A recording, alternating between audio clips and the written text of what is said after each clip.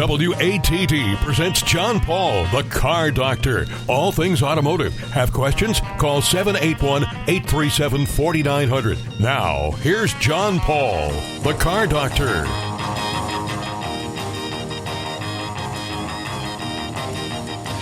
Good Sunday morning, everyone, and welcome to another edition of the Car Doctor program on 95.9 WATD. And thanks to our chief weather observer, Jesse, for telling us what the weather's going to be like. I mean, we've had, I think in the past 2 weeks, we've had winter, we've had summer, we had a hurricane, tropical storm, cyclone, whatever you want to call it, over the last couple days. The weather has been weird. I don't know what we did to Mother Nature, but she's mad at us. Typical Massachusetts stuff, right?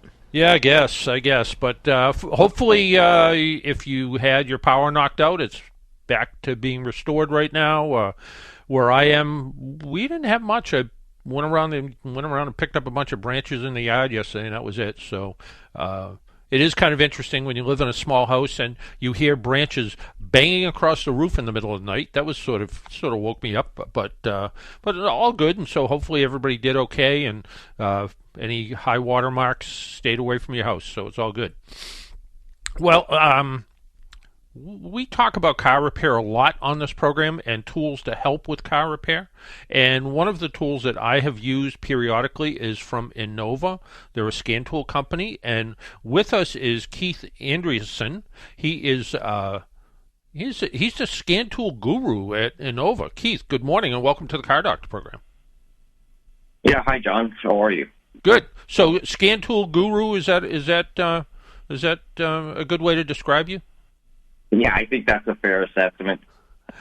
Now, tell me a little bit about your background. I'll be honest with you. I stalked you on Facebook a little bit this morning. You have a pretty interesting background. Yeah. Well, I've been 44 years in the automotive industry, and here I'm certified as an advanced level double master tech from ASC. And in the state of California, I'm licensed to teach the emission program, perform emissions, and repair emission-related faults. And recently, I passed the heavy-duty inspection maintenance tester training. So now I'm credentialed to test heavy-duty stuff. I also am an adjunct instructor at Santa Ana College. And you speak Chinese? Yeah, I had a little bit of conversational Mandarin. Yeah, there's a little. That's pretty phenomenal, and it looks like over the years you've had a couple interesting cars in your garage and home too. Yeah, that's true. In fact, that's what I tend to say is my weekend business, but that's Datsun restorations.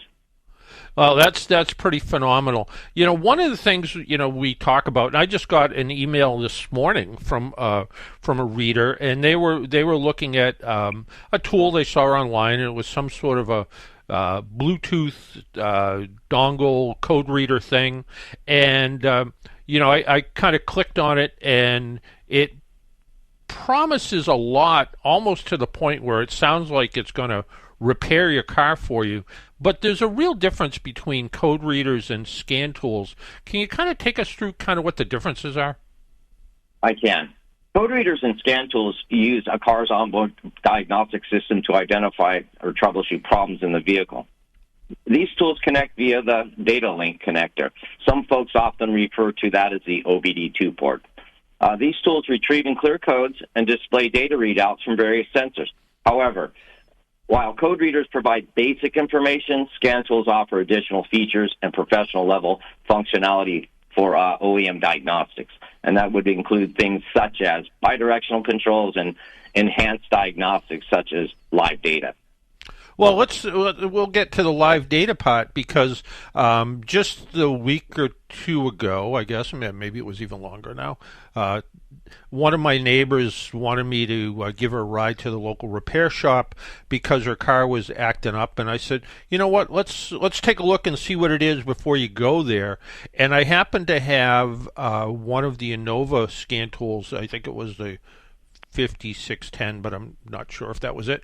And I went down and I looked and I said, it has what appears to be a coolant temperature sensor code, and then I went into live data, and it was showing that the that the coolant sensor was reading -2 degrees on what was a 80-degree day, and the engine had been running for a while, and it was racing really fast. So, so when we dropped off the car at the repair shop, I told the one of the owners of the little two-man shop, I guess, told one of the owners, here's the code I found, here's what I read, and that actually saved them a lot of time. They just verified it and made sure it worked. So that's sort of the live data part that makes life a little bit easier, providing you have an idea of what you're looking at, right?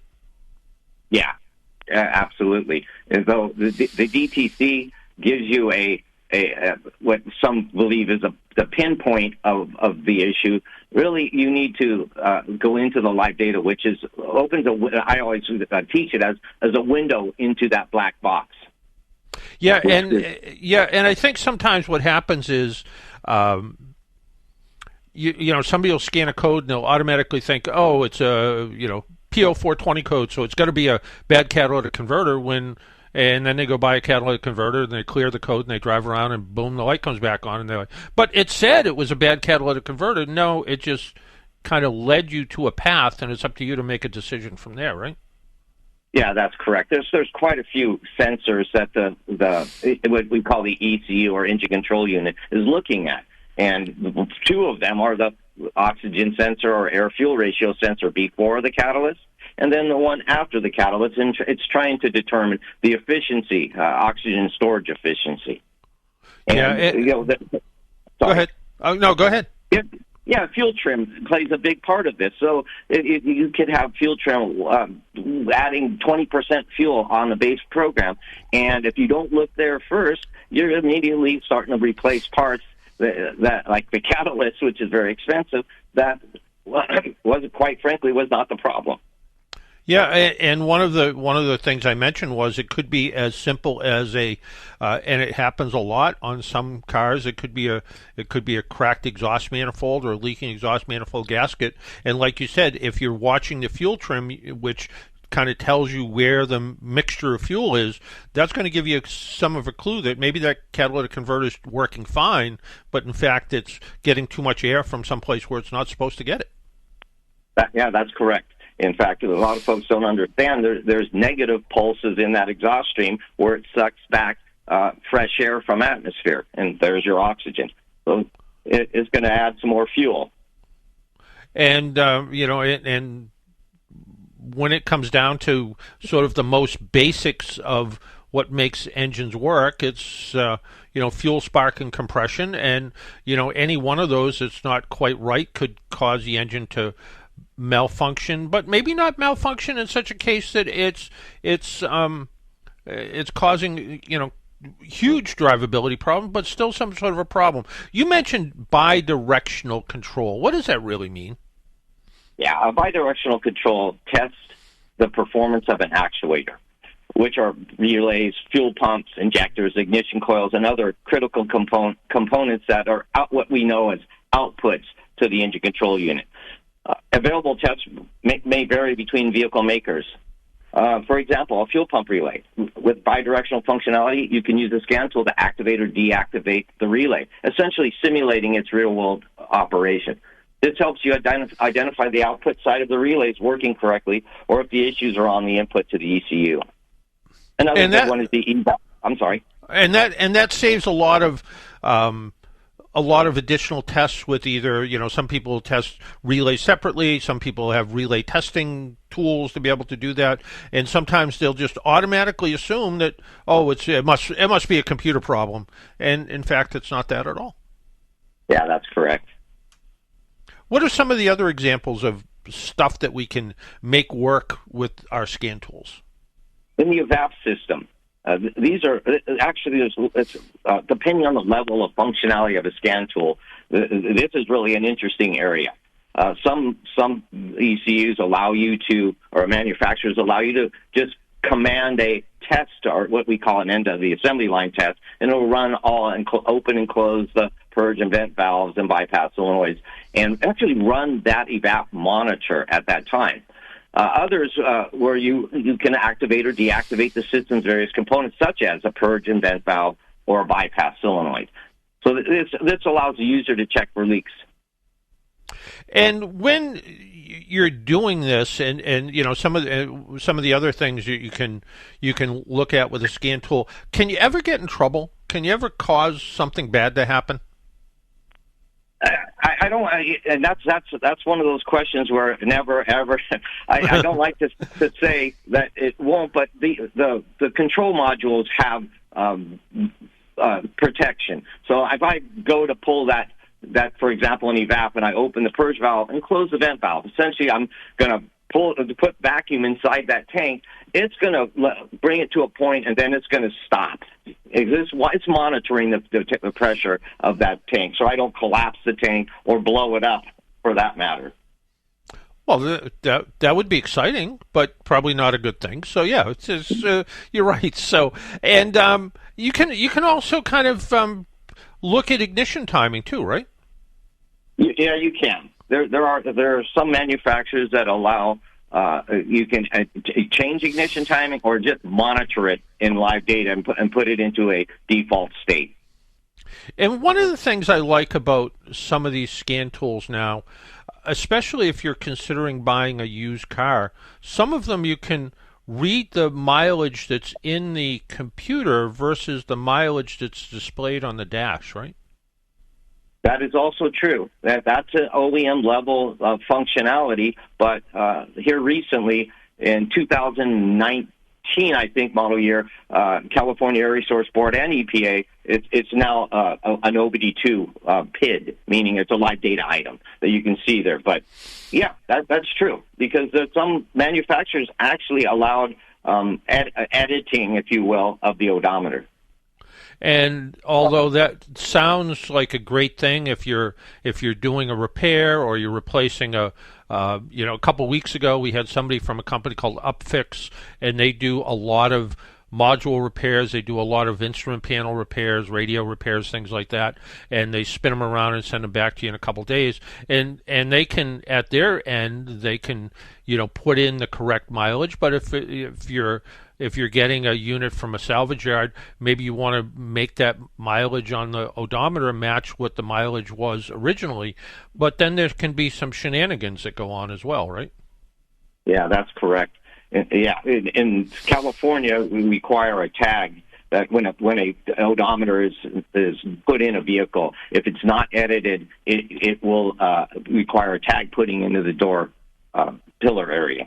Yeah, I noticed in even one of our family cars, and it was a used car I bought. I got a really good deal on it, and I looked, and interestingly, and it was nothing that I know happened, and nothing that the original owner before me knew about, but the odometer mileage was off about 700 or 800 miles from the actual mileage displayed on the digital odometer. I'm like, and it just sort of made me scratch my head and go, I wonder what that was all about. I wonder where in the life of the car the mileage got put in incorrectly.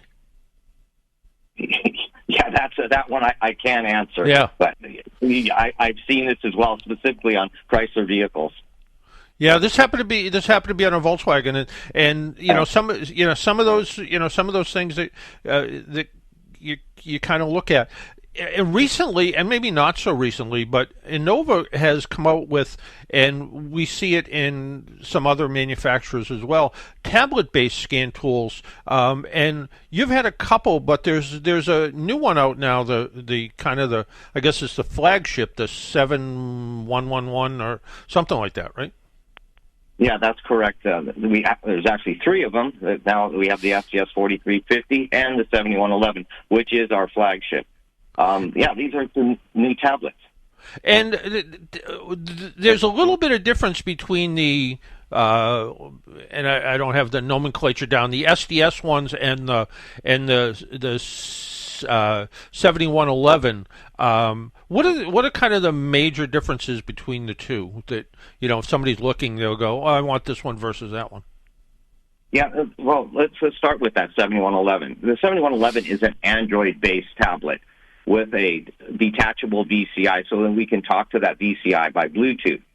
And so all the functionalities of an Android-based operating system is present at the SCS 7111, which has OEM functionality for powertrain and some body and chassis. On our SCS 43, this is a great OE level powertrain or emissions tool, which supports bidirectional controls and enhanced live data for the powertrain controllers.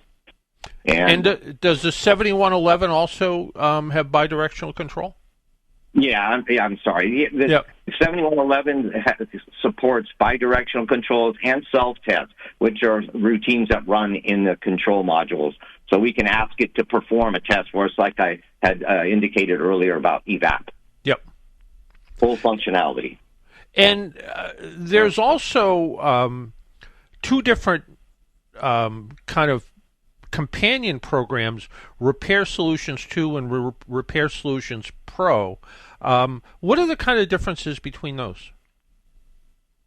Repair Solutions 2 and Repair Solutions Pro are app-based services. So as you pointed out, they're a companion app, and they were created to assist both DIYers and professional technicians. And they allow for quick and accurate diagnosis of repairing today's vehicles. So, so I could dive a little deeper into each if you'd like. Just kind of touch on both a little bit so we have an idea what we're talking about. Yeah. Repair Solutions 2 supports our tools that are found, for example, in retailers around the United States and Canada. It's absolutely designed for DIYers. It allows you to view and save diagnostic data, retrieve vehicles from the vehicle's onboard computer. At the core is an extensive knowledge database developed by compiling and analyzing years of real-world vehicle service data. In fact, I'm the guy who started that. And my gosh, probably 20 years ago. Okay. We build on manufacturer-recommended diagnostic and repair information, and they're verified by ASE technicians. And on the pro side, the focus, and it's professionals designing tools for professionals. RS Pro is what we call it. Decodes diagnostic data from the SCS tablets, which is our 43 and 50, and this data identifies the most likely component system for the vehicle's problem. And again, it's data collected over 25 years of master techs and ASE certified techs. So they sound similar, but they're a little bit different. Oh, absolutely. Yeah, they're app-based. That's the similarities, and that's where it stops. That's where it stops. And we split off from there, and we focus on professional needs and DIY needs. And again, it's a professional uses this to make money and fix people's cars the first time. And DIYers are trying to, in many cases, save money and take care of this themselves. So there's definitely use case differences. Yeah, and I used the Repair Solutions app the other day. There was a person who lives next to me. She's got an older Chrysler Sebring convertible, and I heard her backing up into her little drive lane. It sounded like it was skipping and hesitating a little bit, and I went over and just said, "What's up with the car?" And she said, "Oh, well, we're going to get rid of it." But and I went over and started it up, and it definitely had a miss, but it wasn't a miss that was strong enough to flash the check engine light. The check engine light was on, but it wasn't blinking. So I said, "Do you mind if I just scan it and see what comes up?" And it came up with a cylinder 2 misfire. It was a Chrysler, like I said, a Chrysler with a 3.5 or 3.6 in it, and sort of in the Repair Solutions answer to that, it pointed to a possible fuel injector problem, and which I thought was sort of interesting until I opened the hood and noticed that at some point in the life of this car, and it looked fairly recent, that someone replaced all 6 ignition coils.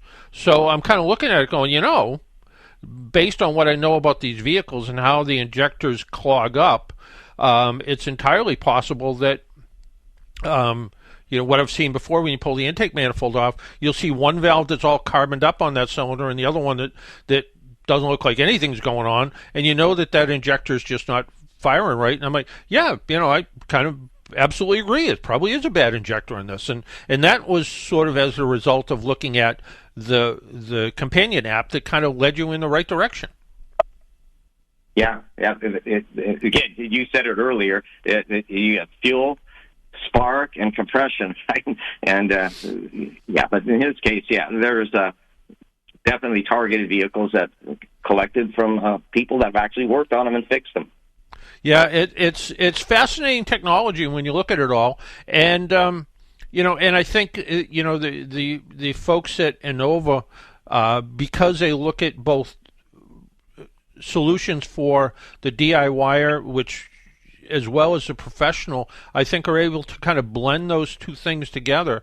And you have scan tools that range in a variety of prices to fit a variety of budgets, and really just try to help get people's cars repaired and get them repaired properly without wasting money. And one of the things that's kind of neat about the Repair Solutions 2 app is you can use it to pre-order parts, right?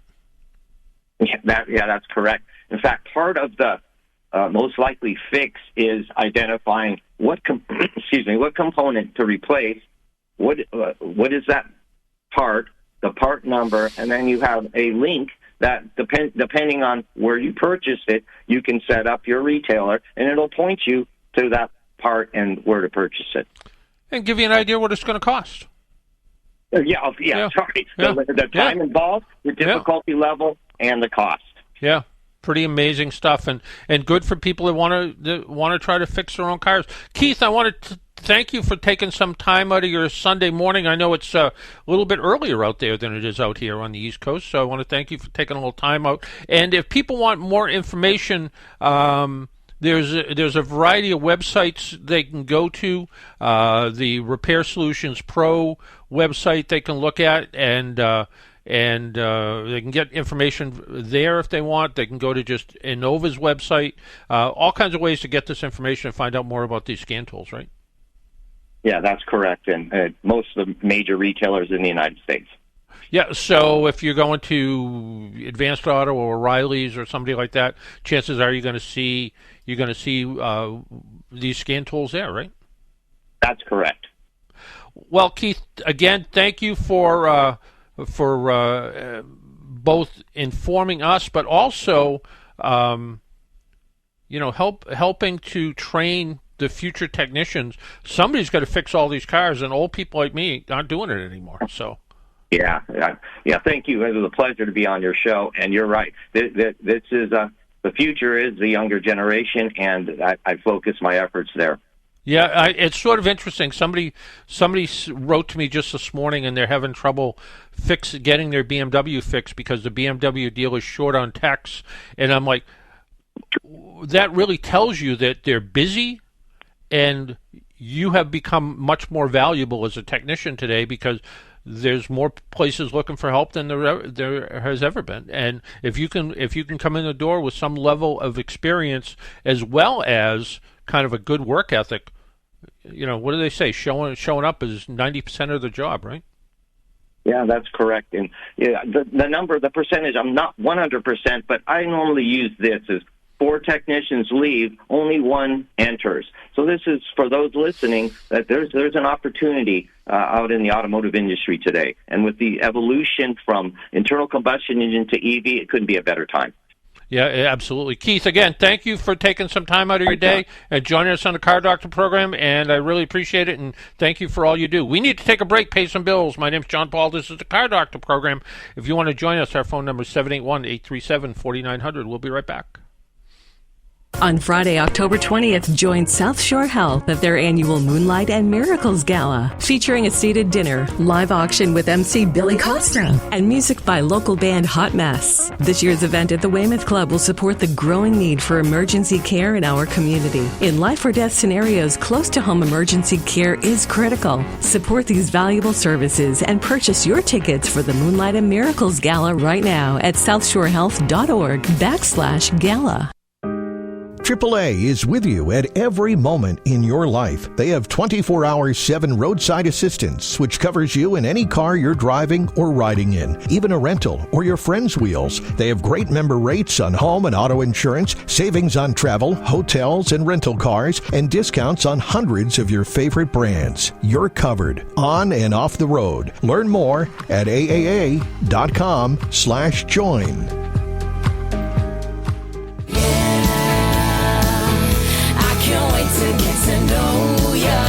this is Kylie Evans. Tune into Twilight Showcase Radio, hosted by Sandy Stride and Keith James on 95.9 WATD and also at 959WATD.com.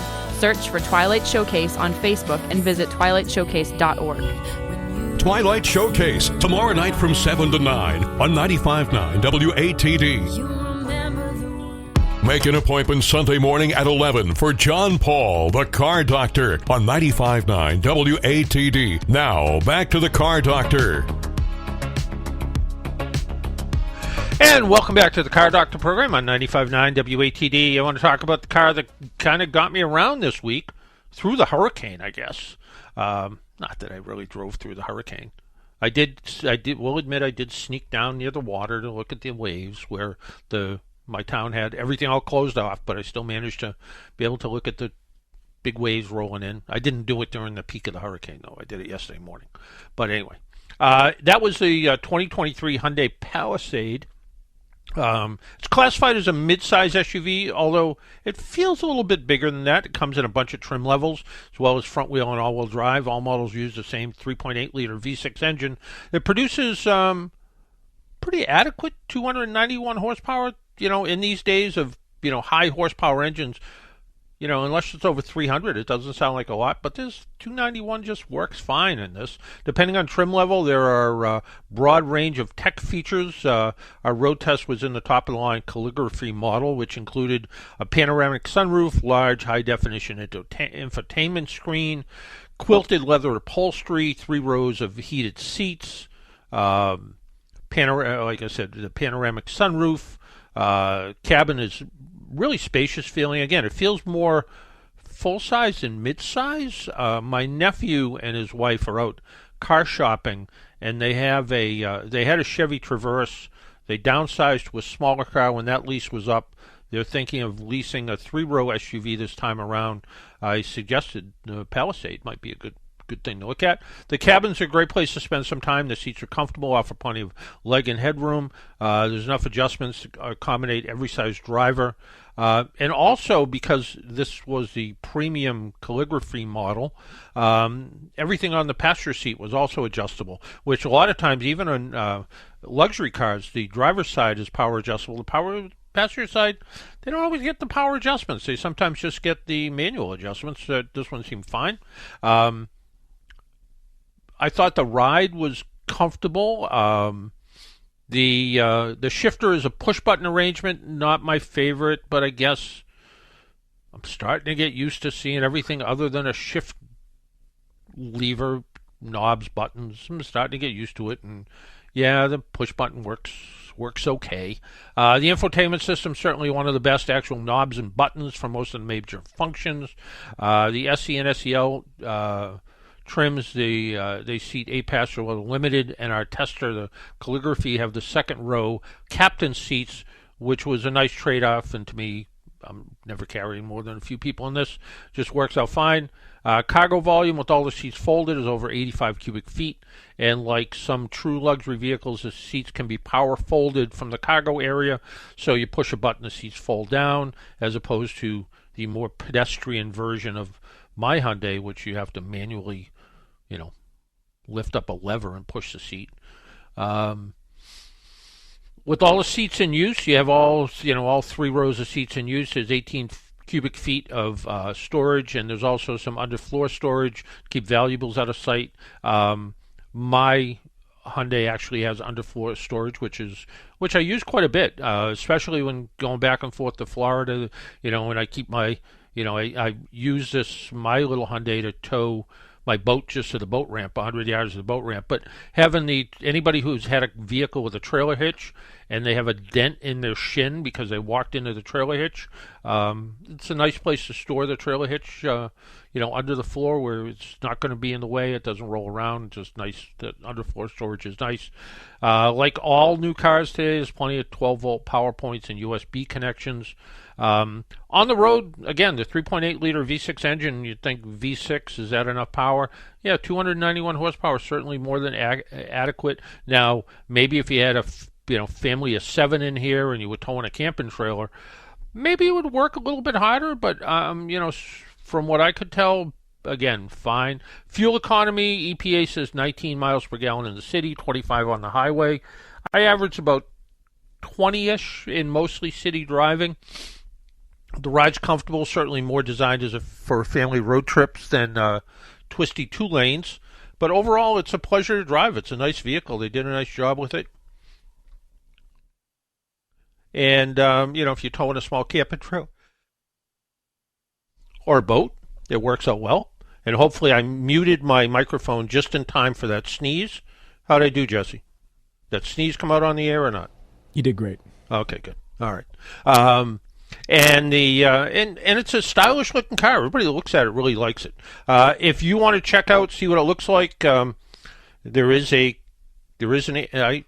like everybody in the free world, I guess. I do have an Instagram page. If you just go to Instagram and just John F. Paul, you'll find my Instagram page where there's pictures of the various cars that I drive. And yes, there's also a TikTok page. I'm ashamed to admit it. Jesse, are you a TikTok guy? We do have a TikTok page. I'm also ashamed. But you got to do it, right? You kind of have to. And pretty amazing that you post something stupid and pick some good music to go with it, and 13 seconds later, 500 people have viewed it. So it's weird, the algorithm. Yeah, it really is the way it works. But yeah, you could upload 10 videos and get nothing, and then you can upload one, and all of a sudden you get thousands or millions of views. It can happen. It does. And speaking of millions of views, some congratulations are in order. People may not know you other than the chief weather observer and executive producer of the Car Doctor program, but you have you and your brother / partner and other partner have a really interesting podcast. And you guys hit 1 million downloads on iTunes. We did, yeah. So it was a pretty cool milestone. And we've been kind of monitoring it for a little while, and we ended up hitting it. So, and the name of the podcast, in case people want to be the millionth and one. Well, if I'm going to get charged for this, I got to tell you. No, I'm just kidding. It's Hometown Ghost Stories. So we talk about haunted places all around the world, and it's 'tis the season. It is spooky season. Yeah. I put up some Halloween decorations yesterday with the kids. Watched them blow over in the quote unquote hurricane, but we got them set up, so it's Halloween season, and we cover a bunch of haunted places. It's pretty cool. I was in Walmart the other day. They were putting up their Christmas decorations. So yeah, they don't wait. Are they really already going for the Christmas? They had some Christmas stuff up in the seasonal aisle. So go figure. Yeah, gets earlier and earlier every year. It does. Couple of things that I like to talk about things that people send me, and one of them, and we had Tom Cotter. Writer, he does a lot of the what you find in a barn sort of vehicles, the Cobra in the barn, the Ferrari in the barn, but he also wrote a book called America's Greatest Road Trip, and we had him on the program a while back talking about the book, and he was using a Ford Bronco when he was towing a little tiny Airstream with it, and he drove from Key West to Dead Horse, 9,000 miles across back roads of the U.S. And if you're thinking about a holiday gift for somebody who's a traveler and they like car stuff, this is a really interesting book. There's a lot of pictures of him, which is a little bit weird, but a lot of the places where he's either gone camping, gone to museums, just gone to kind of cool places, took pictures of cars that were just sort of out in the middle of nowhere, everything from tractors by the side of the road to there was a rusty GTO that was sitting in a South Dakota garage next to a bunch of folding chairs and beach chairs, just kind of real Americana kind of stuff to look at, and it was it's a good book, and if you're thinking about it, you might want to look. And something which has absolutely nothing to do with the Car Doctor program, other than they sent it to me, and it's actually kind of cool. It's a book by Karen Pierce, Pierce, and it's called Recipes for Murder, and which I guess is almost ghost stories, but it's 66 dishes that celebrate the mysteries of Agatha Christie, and what it does is it kind of takes you through some of the some of the recipes of food that was mentioned in Agatha Christie's books, and I mean it is sort of weird whether it's they have macaroni au gratin at the Ginger Cat Cafe. It was a kind of place that specialized in morning coffee, 5 different kinds of teas, a few sparing lunch dishes, such as scrambled eggs and shrimp and macaroni au gratin. This was the ABCs of Murder in 1936, and it tells you how to make it. So, if you're a fan of mysteries like Agatha Christie and you like to cook, it's kind of a neat thing. So, another delicious death by cake. He called it Delicious Death, my cake. I will not have my cake called that. It was a compliment, really, according to Miss Blacklock. He meant it. It was worth dying for to eat such a cake, and that was a murder announced in 1950, and it tells you how to bake a cake. So if you're interested in that, again, some kind of something for the holidays. Karen Pierce, Recipes for Murder. It's a neat little book. Hardcovers, $20 through Countryman Press. So, and it's kind of interesting. It says this publication not been prepared, approved, or licensed by the Agatha Christie Limited, RLJ Entertainment, or any individual entity associated with Agatha Christie or her successors. But it is kind of neat, and some of the reviews on it. It's no mystery that Recipes for Murder perfectly pairs delicious dishes, mouth-watering wines, and fascinating culinary history. We can't wait to execute a few of these classic recipes. Say, the people from Red Wine and White Wine. I don't know them, but I'm sure it's good. Anyway, so a little bit different, a little weird, but something that if you are thinking about some stuff for the holidays, that's one of the things. Now back to car stuff. Our phone number, if you want to join us, 781-837-4900, 781-837-4900, and you can give us a call about maybe you have a question about your car. And we got quite a few interesting car questions this week, and as I write my columns, I base a lot of them on the questions that we get that come in during the week. And one of the questions, and we get this fairly often, and this person owns 2 cars with CVTs, continually variable transmissions. One is a 2011 Nissan Maxima. They bought it used off lease from an independent car dealer. And the other is a 2017 Honda CR-V with the 1.5 liter, the small turbocharged 4-cylinder engine. It's a touring model. They bought it new from a Honda dealer. They have read that CVT, the continually variable transmissions, only lasts about half as long as a traditional transmission. The Maxima is nearing 100,000 miles, where supposedly CVTs can start to exhibit signs of failure. I guess in his estimation means that most transmissions last a couple 100,000, which is pretty true. I was at the GM transmission plant, I don't know, 3 or 4 years ago, and they were testing transmissions in this sort of weird-looking space-age simulator thing where it looked like it was, being tipped upside down and shook around and spun around. And I asked how far they test the transmissions, what's the equivalent mileage, and they say about 175,000. So I guess, yeah, a year and a half its life, I guess. What should I be aware of with these 2 particular types of CVTs? And finally, what kind of preventative maintenance should I do to keep these CVTs happy and fully functional? The earliest CVTs, and I think the very first one that I saw was in the 3-cylinder Subaru Justy. And a CVT transmission is sort of if you've ever taken a snowmobile apart, and where there's sort of 2 different size cones and a belt that runs between it, so you have this, infinitely variable ratio.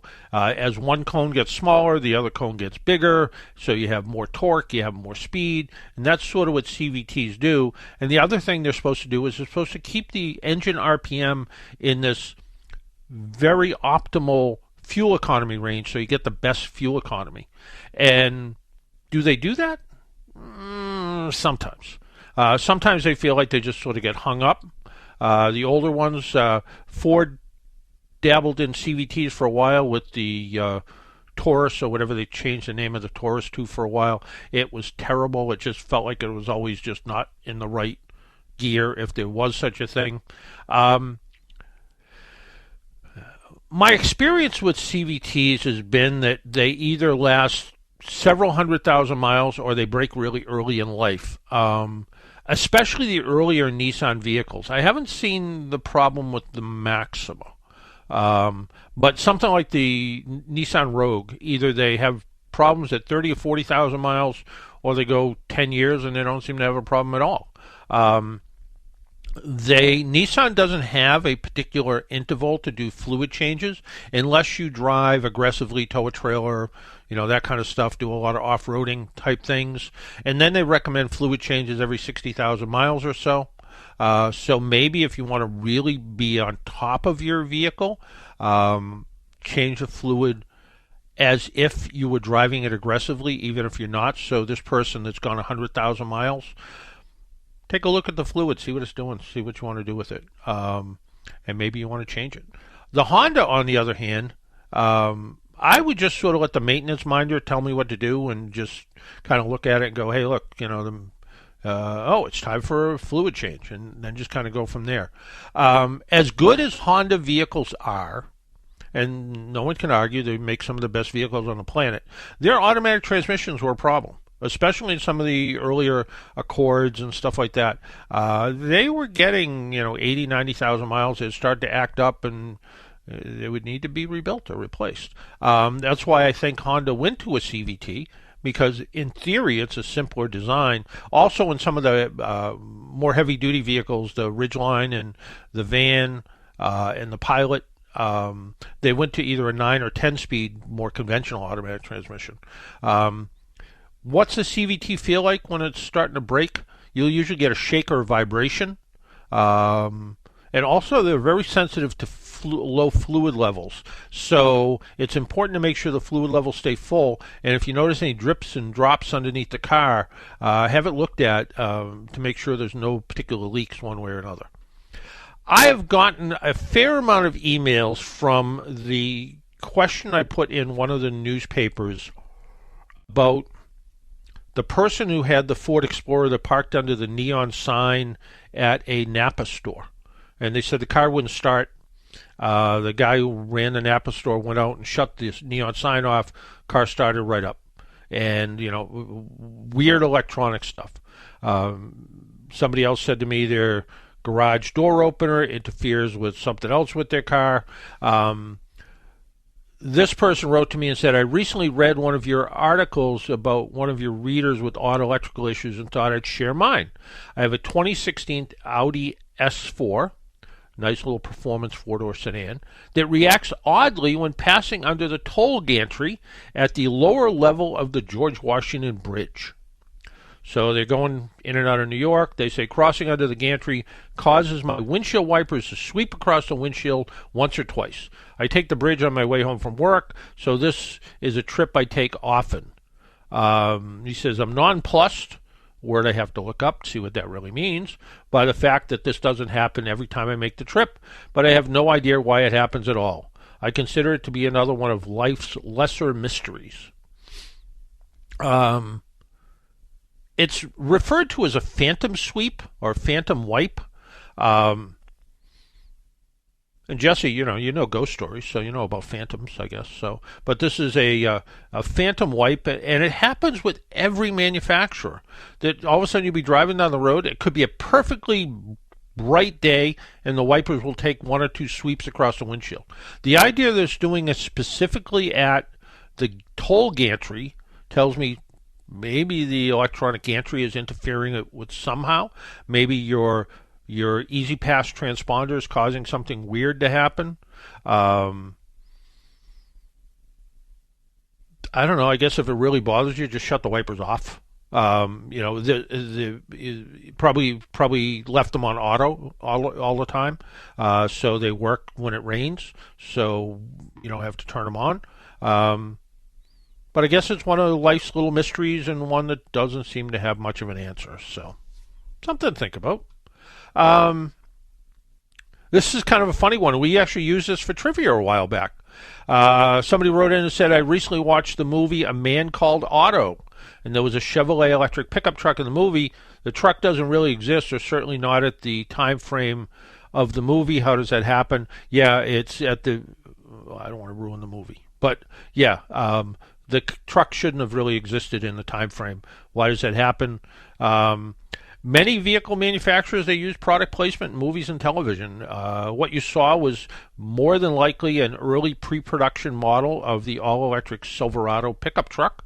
Automakers, they work with the production companies to tease new models and gauge reactions. If you're a fan of the Iron Man movie, the Audi e-tron was in that movie. A very, very kind of casual thing, if you're a fan of the, I think it's only Netflix series, Lincoln Lawyer, the Fisker Ocean made a cameo appearance. It showed up in a parking garage. And you sort of had to notice it. Because I'm a geek and I tend to look for stuff like that, you do notice it. Sometimes they're a lot more blatant with their product placement than just sort of, putting a car in the background. I was watching the old series 24, and at one point they said something about take the F-150, kind of a bit blatant on that kind of endorsement of that, I suppose. So that's one that you might think about and go, oh, that seems a little blatant. The other one was, I was watching some movie and I don't remember what it was, other than it was Bruce Willis, and I don't know, he played like a crooked cop or something, and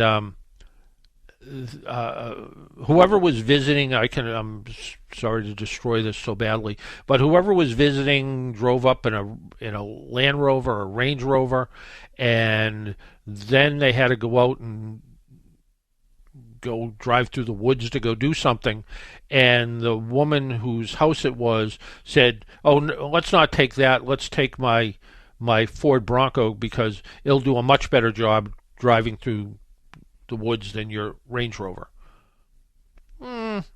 Maybe not. But she never actually said Range Rover. She just said, let's take my Ford because it'll do a better job. So, I don't know.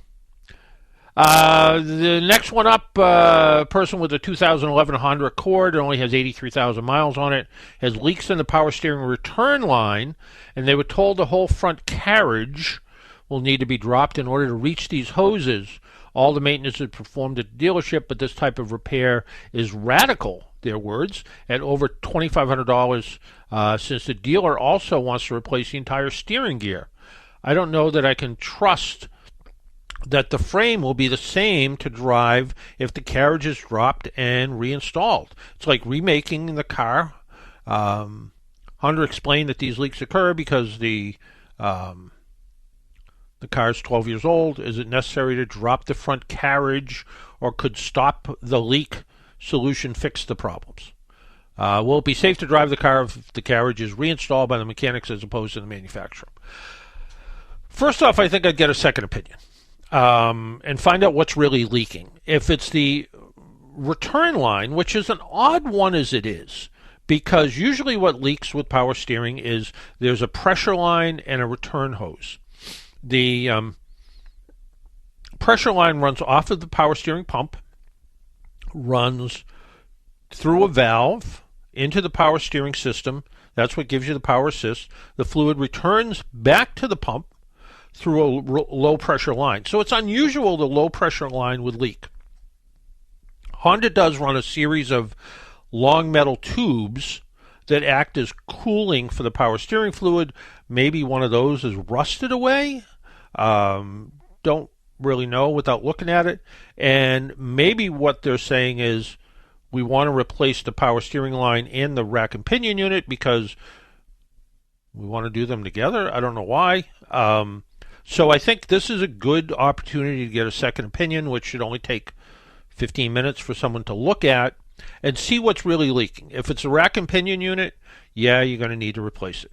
If it's a power steering hose, you can replace just the power steering hose. You don't have to replace the whole rack and pinion unit. It's an odd one because it's a bunch of pieces, so you have to see what is what and see what's leaking. Is it the flex line? Maybe that's all it is. Maybe it's just a little $14 flexible hose. Do you need to remove the subframe to replace the power steering hoses? No, you don't. Is it Is it a pleasure to do? Not really, but you don't need to drop the subframe. If the rack and pinion unit is leaking, you do need to lower the subframe, the carriage that I think they're referring to. You don't totally remove it. You just lower it down to get it out of the way, get it so you have access to the bolts and everything to hold the power steering system together. And then you take it out, put the new one in. Power steering hose, maybe an hour or two worth of labor. Rack and pinion unit, probably closer to 5 hours worth of labor to get it all done, plus the wheel alignment and so forth. But I would get a second opinion. What did they call it? They didn't call it stop leak. What did they call it? Stop the leak. Will stop the leak solve the problem? No. As good as stuff like Lucas, power steering fluid and conditioner sort of product that can help swell up seals and stop leaks, it works okay on leaky seals. It won't work on a leaky hose. So fix the leaky hose. Go to a good repair shop. Go to a Sullivan Tire or someplace local repair shop. Have them take a look at it. See what's wrong. If it's just a hose, replace the hose. If it's more than the hose, replace the rack and pinion unit. And again, once it's reassembled, put back together, bolts are tightened up, torqued to where they should be. Any bushings that are worn get replaced. It'll be as good as it was when it was new. Nothing to worry about because the factory didn't assemble it. Why don't we take our last break? I don't think we did that, so why don't we take that last break? If you want to join us, our phone number is 781-837-4900. We only have a few minutes left, but we could probably squeeze in a phone call before the end of the program. The phone number again, 781-837-4900. You're listening to the Car Doctor program on 95.9 WATD. We'll be right back. AAA is with you at every moment in your life. They have 24/7 roadside assistance, which covers you in any car you're driving or riding in, even a rental or your friend's wheels. They have great member rates on home and auto insurance, savings on travel, hotels, and rental cars, and discounts on hundreds of your favorite brands. You're covered on and off the road. Learn more at aaa.com/join. Hello, I'm Tyson Sonneberg, co-founder of Type 1. On Tuesday, September 26th, Type 1, a nonprofit organization based in Hingham, along with Type 1 Fitness of Norwell, will hold a golf tournament, dinner, and silent auction to raise funds for Type 1 diabetes research and to assist those living with the autoimmune disease. Presented by Type 1 and sponsored by Honeydew, Power for the Cure golf tournament will be held at Indian Pond Country Club in Kingston. This event is open to all ages and abilities. To learn more, visit type1fitness.org. That's TYPEONE fitness.org. Talk radio with a South Shore point of view. Hi, I'm Kevin Tachi. Join me tomorrow for Monday Night Talk, where the South Shore comes to talk. Tomorrow night, after the 6 o'clock news here on 95.9 WATD. Make an appointment Sunday morning at 11 for John Paul, the Car Doctor, on 95.9 WATD. Now, back to the Car Doctor. Okay, welcome back to the Car Doctor program. I am planning on buying a 2022 Infiniti Q50. It's a certified pre-owned model. Looking at the Carfax, it appears the powertrain control module is replaced at 85,000 miles. And it's on the lot right now, and it has 93,000 miles, 9,300 miles. So 8,500, 9,300. So that tells me that is 800 miles since that repair was done. The car also had a coolant temperature sensor replaced, a radiator cap, and the rear brakes. Given the car's age and low mileage, are these red flags? Should I buy the car? Well, there's no common problem with that module. So when I looked up on Mitchell on Demand, which is called Pro Demand these days, or All Data, I didn't see anything that said, oh, there's module problems with this vehicle. So my concern is whatever prompted the change didn't fix the problem. That's why the car ended up being traded in soon after repair. Now, I'm using a lot of conjecture, if that's the right word, making a bunch of assumptions that might be the issue. This car, like many, uses something called a CAN network, low and high-speed communications network, so modules talk to modules to make sure things work, and there has been a bunch of bulletins about CAN network and repair strategies and how to fix them. So is it a good buy? It may be, but without knowing the complete history of the vehicle, it's hard to say. My inclination would be, unless you love the car, it might be a headache. The idea that there was that module replaced early on like that really could indicate that there might be really something up with the vehicle. I recently read an article, and it sort of reminded me about replacing batteries as we're getting into, thinking about Halloween and Christmas, which I wasn't at all, by the way, but if you were thinking about those kind of things, and maybe thinking about a new battery in your car, is there a proper way to replace your battery? Yeah, kind of. The best cars like this Infinity have pretty sophisticated memory systems in them, so sometimes just disconnecting the battery, the computer will lose its memory, and the worst thing that can happen is maybe the radio won't work afterwards. But that can be a real pain. So if you look in your owner's manual, see if your vehicle has a coded radio. For instance, the older Volkswagen, actually both the Volkswagens I have, the one that's here and the one that sits in Florida, they both have codes on the radio, but the computer in the car stores the code, so when you disconnect the battery, it doesn't cause any problems. If you remove the radio and try to put it in something else, it wouldn't work. But if you just disconnect the battery, it's fine. But what will happen is, on the Volkswagen especially, the newer one, if you disconnect the battery, every dash light comes on. So the steering angle sensor light comes on, ABS light comes on, low pressure lights come on. So use some sort of battery backup system to be able to hold the memory of the vehicle, and always disconnect the negative battery cable first so you don't short anything out. Disconnecting the positive cable, your wrench could hit something metal and it will become a big heavy fuse and get real hot and cause a lot of sparks, and you could get hurt, so don't do that. Well, we are just about out of time, so until next week, make sure you wear your seatbelt, drive safely, be good to your car, and if you see an emergency vehicle by the side of the road, slow down or move over. It saves lives. Talk to you all next week. Bye-bye.